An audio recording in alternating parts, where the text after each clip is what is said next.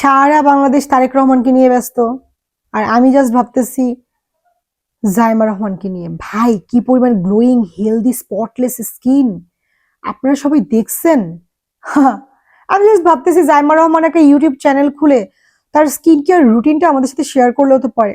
আমরা যারা গরিবেরা আছি, আমাদের এরকম পচা স্কিন, তারা একটু শিখতাম, জানতাম।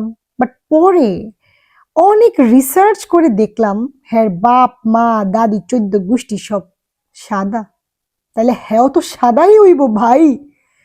যাই হোক, বড় লোকের বিরাট কারবার, আর আমরা যারা গরিবের আছি আমাদের জন্য নো টেনশন, কারণ আমাদের আছে ফিল্টার, যে ফিল্টার আমাদের পিম্পল গুলাকেও পিঙ্ক করে ফেলে।